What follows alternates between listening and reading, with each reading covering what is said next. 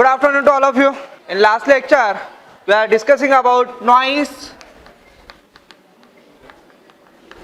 in PCM.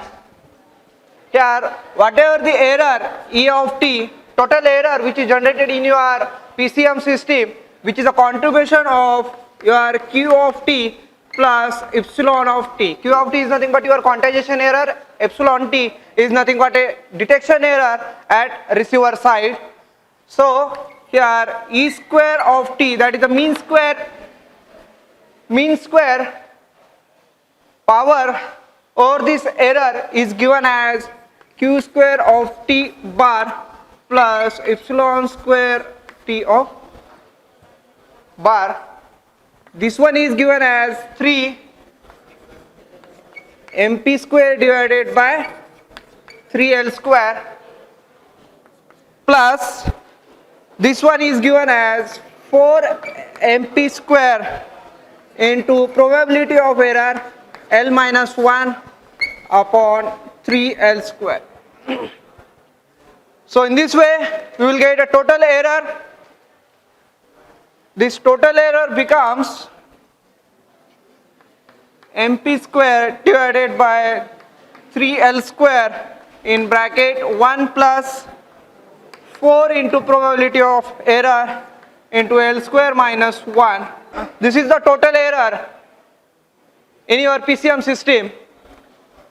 Here output S0 is nothing but m square bar. Expected value of m square of t is nothing but average energy or the message signal.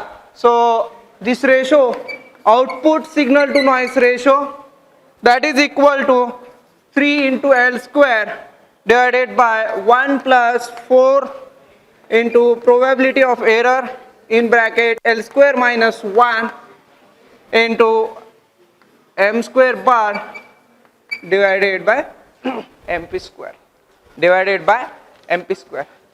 So see this relation, output signal to noise ratio, it is related with your number of levels. This L, it can be represented as 2 raised to 2n. So it is signal to noise ratio, output signal to noise ratio, it depends upon number of bits. Each sample is represented by how many bits. When we increase the number of bits, definitely output signal to noise ratio is increases. Again it depends upon your m square bar, mean square energy of your message signal, and it depends upon your probability of error.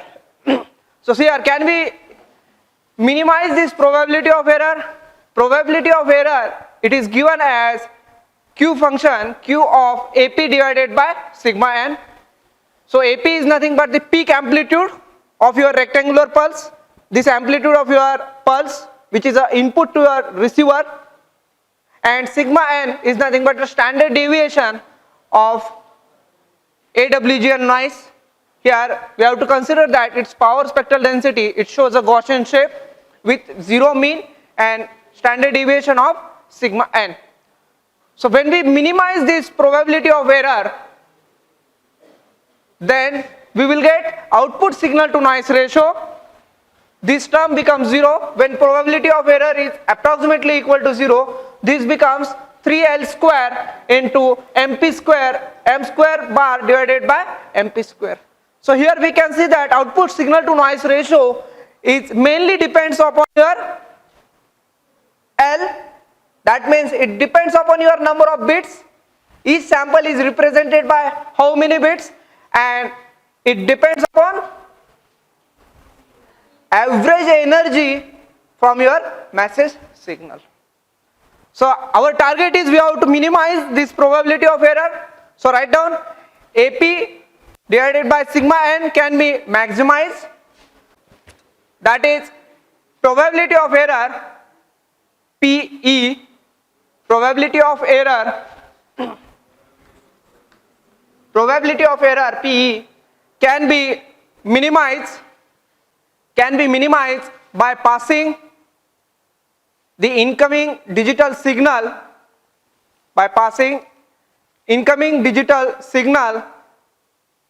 through an optimum filter, that is match filter,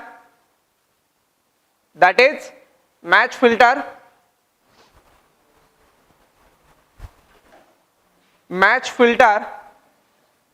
So for this match filter, we will get a response that is AP by sigma n. We will get maximum value is equal to root 2 capital EP divided by capital N. So here it will give us the probability of error minimum is equal to Q function of 2 EP divided by N, where this capital AP is nothing but energy of received pulse,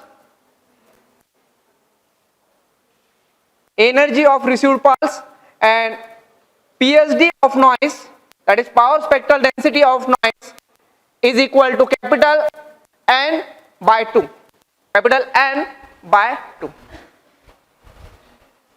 In next chapter, we are going to see what is the performance of this match filter. The performance of this match filter, whatever the input, we will get output in terms of input signal. Suppose this is your match filter with h of omega or h of t. Here input is given, that is g of t. Noise is going to add n of t. At output we will get y0 of t. This y0 of t is a function of g of t. Here it is add with z0 of t. This filter gives us such a response h of t. Response of this optimum filter or match filter, that is equal to k into z of capital T minus small t. Whatever the input, it is just shifted and get scaled by this constant k. This is the response of match filter. So here, to get an optimum response, or to get this ratio AP by sigma n maximize, or we can say that to get a minimum probability of error, we have to use an optimum filter, that is match filter, which will give the response Q of root EP 2 into EP divided by N. Here EP is nothing but energy or your received signal, and this capital N, it is from power spectral density of noise, that is equal to capital N by 2. So with this one, we can see that there are n binary pulses per samples. Write down 2 into capital B samples per seconds. 2 into capital B samples per second. For each second we will get 2 into capital B samples. That is, we are making at a Nyquist rate. Sampling frequency is equal to 2b. In first case, every sample value for this message signal, with this sample, we can represent this sample by using n bits. So here, there are n binary samples, there are n binary pulses per sample, and 2b samples per second, that is at Nyquist rate. So total number of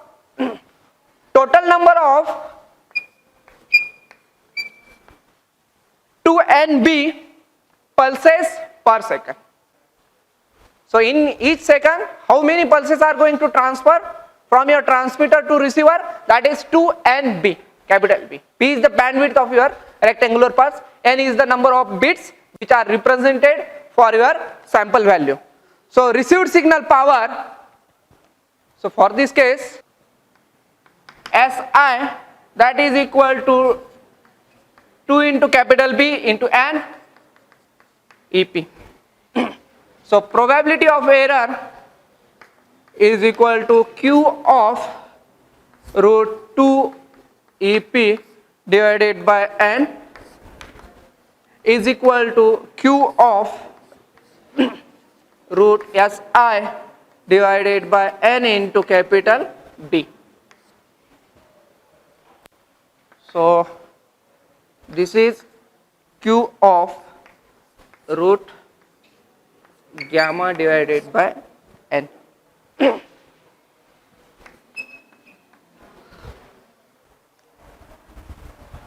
So here output signal to noise ratio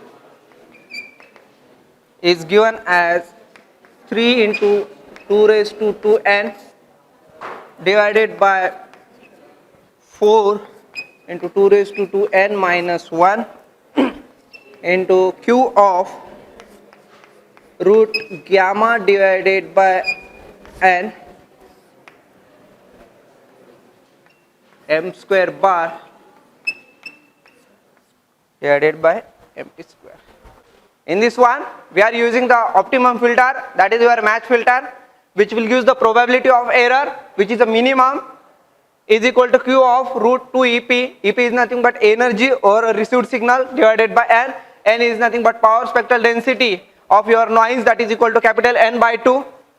Here for each sample we are representing by n bits, and for each second we are sending 2B samples. So total number of samples which are transmitted towards the receiver, they are given by 2n into capital B. B is the bandwidth of your pulse. So here input signal power is given as 2n into capital B into EP. So probability of error Q of root 2 EP divided by n, this can be given as root Si divided by small n into capital B. Here Si divided by capital N into capital B is nothing but input signal to noise ratio. Input signal to noise ratio, that is gamma, is given as input signal power Si divided by Ni. So this is given as Si divided by capital NB. Is it clear? So gamma is nothing but input signal to noise ratio.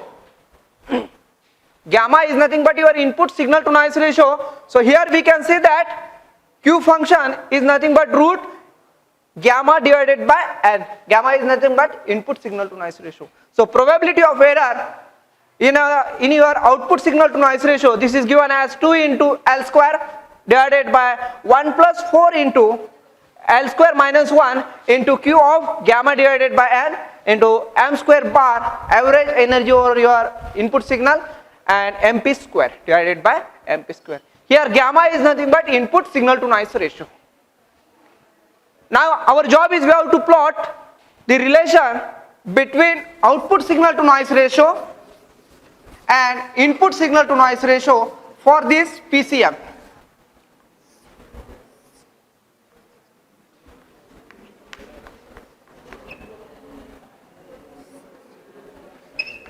We have to plot the relationship between output signal to noise ratio to the input signal to noise ratio, that is your gamma. You might be remember the response for AM system when we consider synchronous detector. In that case we will get a linear relationship. For envelope detector this will be linear up to some point. This is called as gamma threshold for AM. In AM bandwidth is the problem. This threshold value is not problem. For your angle modulated system, when we increase this beta value, beta 1, beta 2, beta 3 and so on, as we increase this beta value or we increase the bandwidth, we will get a better output signal to noise ratio.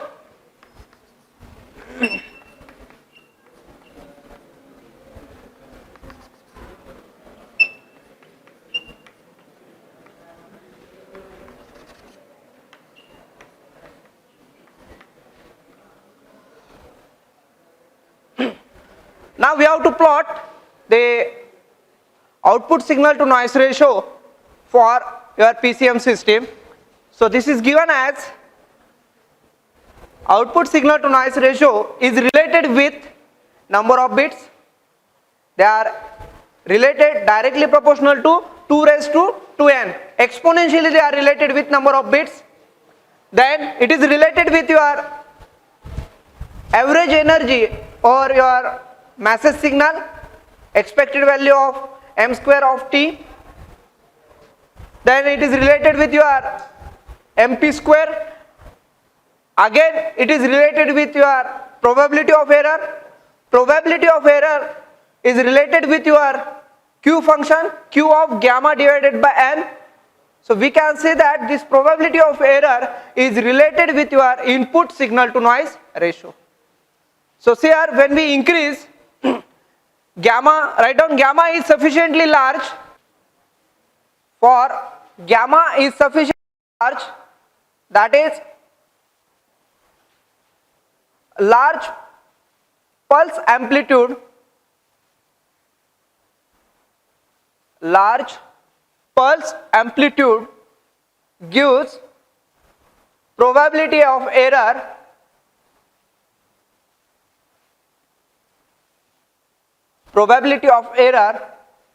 approximately equal to 0.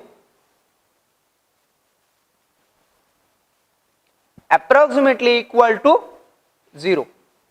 So output signal to noise ratio, output signal to noise ratio for your PCM, provided this probability of error becomes 0, this is given as S0 divided by N0 is equal to 3 into 2 raised to 2n into m square bar divided by mp square. That is, write down, that is SNR is independent of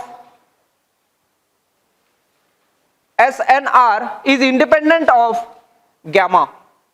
SNR is independent of gamma, that is saturation point. So here we will get output signal to noise ratio which is related with number of bits and m square bar divided by mp square, provided we will get a probability of error is equal to 0. We have to assume that this is happen with the condition this probability of error, it is related with your q function, that is root gamma divided by n. We have to increase this gamma value. This gamma is nothing but input signal to noise ratio, Si divided by Ni. We have to increase this gamma value at a point where we will get a probability of error becomes 0. This gamma value, increasing gamma value is nothing but we have to increase signal power of m of t. Here m of t is nothing but your pulse with the amplitude AP and duration TP. Now here, to increase the input signal power, we have to increase this AP value at a sufficient limit at a point where we will get this Si becomes larger. So we will get gamma becomes larger. As gamma is sufficiently large, we will get probability of error becomes 0. That means detection error at receiver point is almostly 0. So whatever the output signal to noise ratio, it is a function of only quantization error which is generated at transmitter. So here we can say that this is happen with a point which is called as a saturation point. So when we draw the diagram over this one, to noise ratio, it is related with n, exponentially it is related with n, that is 2 raised to 2n. It is exponentially related with this number of bits. So after this saturation point, as we are increasing this amplitude AP, there is no effect on this output signal to noise ratio. We will get a stable output. N is equal to 2. This will give the output signal to noise ratio. As we increase n is equal to 4, output signal to noise ratio, its value becomes larger. For n is equal to 6, it becomes larger. N is equal to 8, it becomes larger. Just compare this one with your AM modulation system and angle modulation system. In angle modulation, this gamma threshold value is very much smaller, so there is no effect, there is no limitation of this gamma threshold value for angle modulated system. There is a bandwidth problem. To overcome this one, we are using the angle modulated system. Here output signal to noise ratio for angle modulated system is related with your transmission bandwidth. When we square this bandwidth, you might be remember this equation, output signal to noise ratio is directly proportional to B square. As we double this one, your output signal to noise ratio is increases with 6 dB. It is related with output signal to noise ratio SNR is directly proportional to B square. As we increase the bandwidth, transmission bandwidth, we will get a better signal to noise ratio. For narrowband FM, where bandwidth is 2 into delta F plus FM or capital B, we will get a better bandwidth. For wideband FM, angle modulated system, bandwidth is infinite. Definitely for this system, we will get a highest bandwidth, highest output signal to noise ratio. But there is a second problem.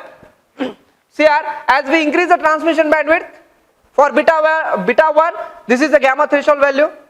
For beta 2, bandwidth increases, output signal to noise ratio increases, but this gamma threshold value is shifted, increases. For beta 3, bandwidth increases, output signal to noise ratio increases, but this gamma threshold value increases. This threshold value is the limitation for your angle modulated system.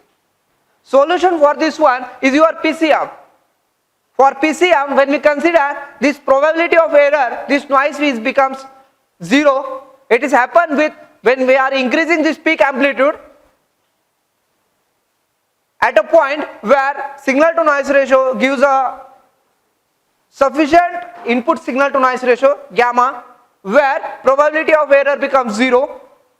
At this saturation point, output signal to noise ratio is related with number of bits, exponentially related with number of bits, that is 2 raised to here SNR for your PCM system is related with 2 raised to n, that is a transmission bandwidth. Here for n is equal to 2, we will get output signal to noise ratio. As we increase the number of bits, n is equal to 4, output signal to noise ratio increases. N is equal to 6, output signal to noise ratio increases. N is equal to 8, output signal to noise ratio increases. Next point here, yes, we will get a better signal to noise ratio provided the power for your message signal, when we increase this energy over this message signal, output signal to noise ratio increases. Is it true for this case? What is the effect of increase in energy over your received signal? Can we say that this effect is 0? After this saturation point, when we are increasing this AP value, what is the effect on your output signal to noise ratio? There is no effect, because already we have achieved this saturation point. Already we have achieved this saturation point. Is it clear to all of you? In saturation region, output signal to noise ratio in dB, that is equal to 10 in bracket log of 3 plus 2n into log of 2 plus log of m square bar divided by mp square, that is equal to alpha plus 6n, where alpha is equal to 4.77 plus 10 log of to the base 10 mp square divided by mp square. So output signal to noise ratio is related with your number of bits which are get multiplied with your 6. G of t is your input signal. This W of t gives the channel noise. Here we have to consider this W of t is nothing but AWGN, adaptive white Gaussian noise. So input to the filter, that is X of t, this X of t is given as G of t plus W of t. This will give the output Y naught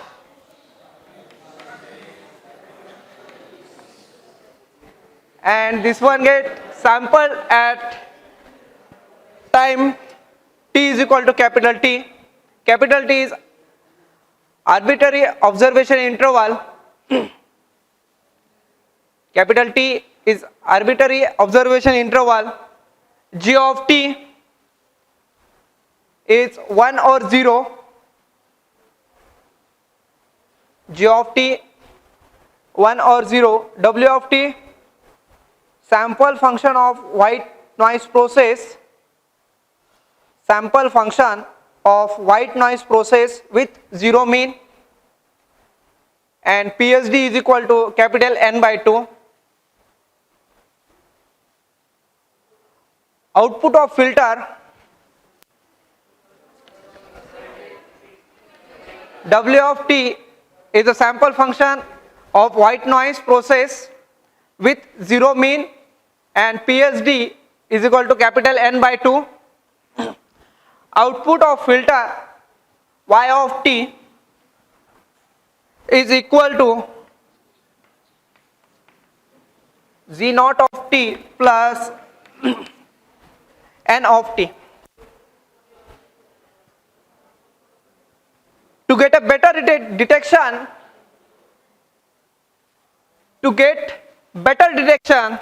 of G of t, to get a better detection of G of t, this G of t naught, it should be greater than N of t. To get a better detection of G of t, this G of t naught, it should be greater than N of t. That means signal to noise ratio SNR, output signal to noise ratio, which is given as G of t square divided by expected value of N square of t. Here G naught of t square is nothing but instantaneous power,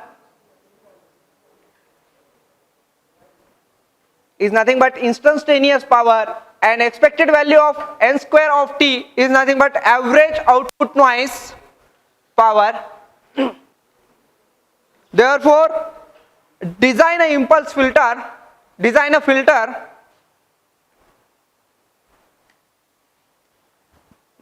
filter with impulse response h of t. Design the filter with impulse response h of t such that SNR is maximum. So basic idea behind this match filter, we have to design such a filter which will give the maximum SNR, output signal to noise ratio, which will give the maximum output signal to noise ratio such that this G0 of t is very much larger than N of t. We have to design such a filter which will give the maximum SNR. So we have to find out the h of t for this one. So here write down let capital G of f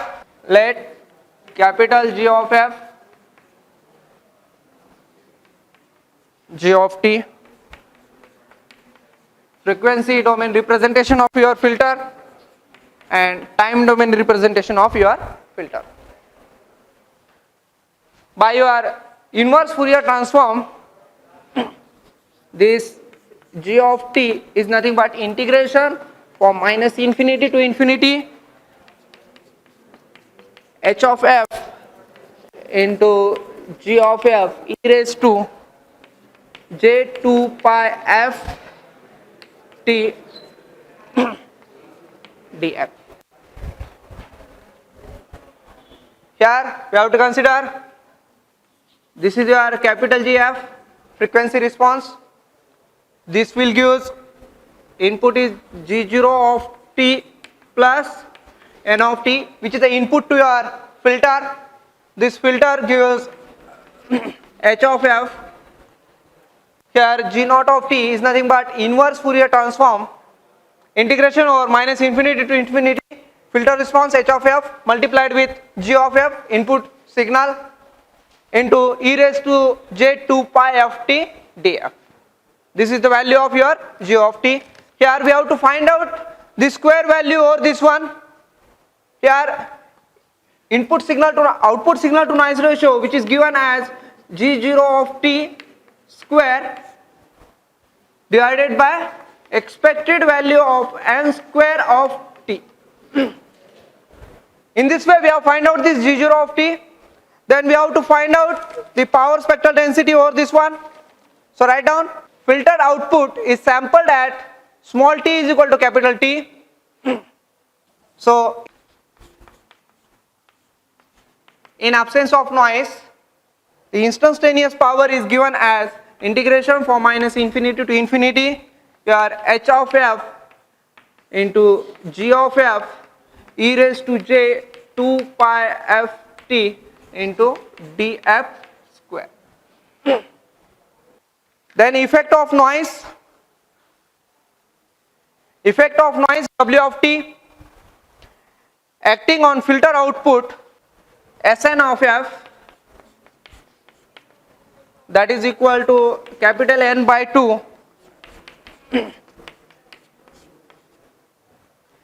effect of noise W of t acting on filter output Sn of f is equal to capital N by 2 into mod of h of f square.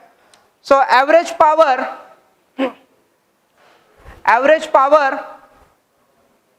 of output noise, that is expected value of n square of t is equal to integration from minus infinity to infinity Sn of f df. So is equal to capital N by 2 integration from minus infinity to infinity h of f square df. So here output signal to noise ratio, which is given as instantaneous power or G0 of t and expected value of n square of t, these two values are calculated. So this one is given as gamma integration from minus infinity to infinity G of f into h of f e raised to j 2 pi f t df square divided by n by 2 integration from minus infinity to plus infinity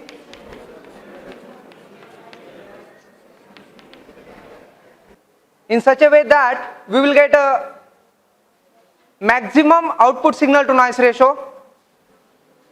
So for this one, this is given as instantaneous power for this G0 of t square divided by average power for your noise.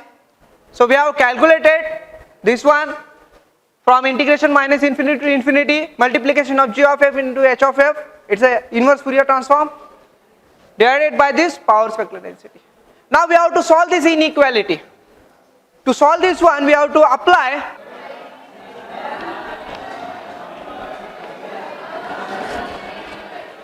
we have to apply Squart's inequality theorem. This theorem says that let phi1 of x let phi1 of x and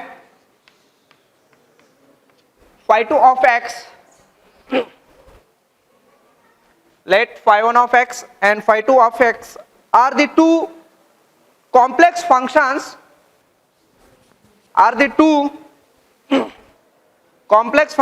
in real variable x and satisfying condition for minus infinity to infinity phi1 of x square dx is less than infinity and minus infinity to infinity phi2 of x square dx is less than infinity.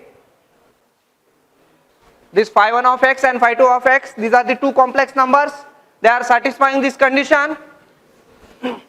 Then we can say that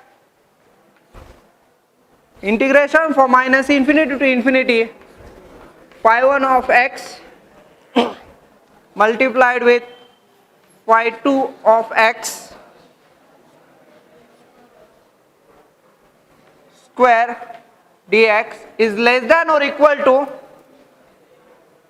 phi1 of x multiplied with your phi2 of x square dx, it is less than or equal to integration over minus infinity to infinity phi1 of x square dx multiplied with minus infinity to infinity phi2 of x dx. In this one we have to consider this phi1 of x and phi2 of x. These are the two complex numbers. They are satisfying their condition. Energy over this one is infinite, finite energy. Over this second signal, this energy, average energy is finite. By satisfying this condition, we can see that when these two signals are multiplied, now average energy over this multiplied signal is less than or equal to multiplication of these two separate signals, energy over these two separate signals. By satisfying this condition, we will get a equality. This will hold the equality, this value, this side is equal to this one, left side is equal to right side, provided, write down, equality holds. For this equation, equality holds if and only if this equation holds the equality only if phi1 of x is equal to k into phi2 of x star. Here we can say that these two functions are complex conjugate to each other.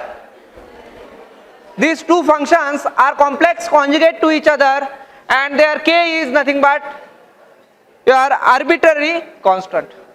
When this condition is satisfied, then and then only we can say that these two equations are equal. Can we apply this condition?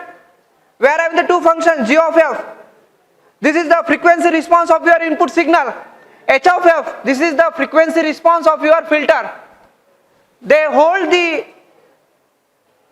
equal, they are equal provided these two functions are complex conjugate. So for this one, phi1 of x we have to consider is equal to h of f and phi2 of x that is equal to g of f multiplied with e raised to j 2 pi ft. When we compare this equation with this one,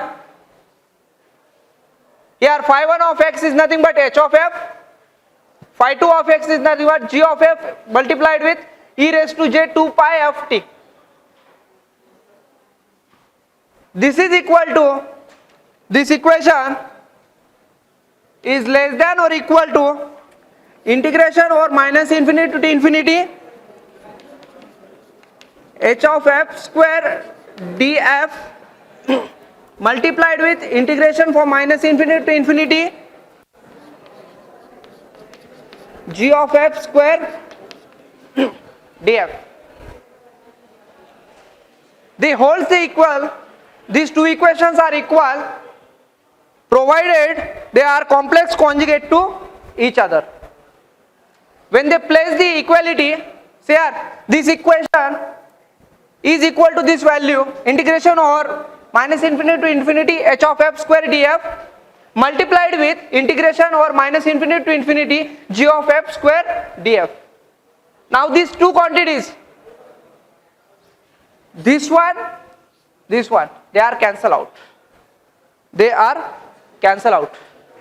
So we will get is less than or equal to 2 pi n integration over minus infinity to infinity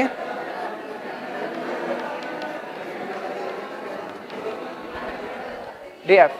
So output signal to noise ratio is less than or equal to energy or your input signal. This is given as output signal to noise ratio is less than or equal to 2 by n integration over minus infinity to infinity g of f square df.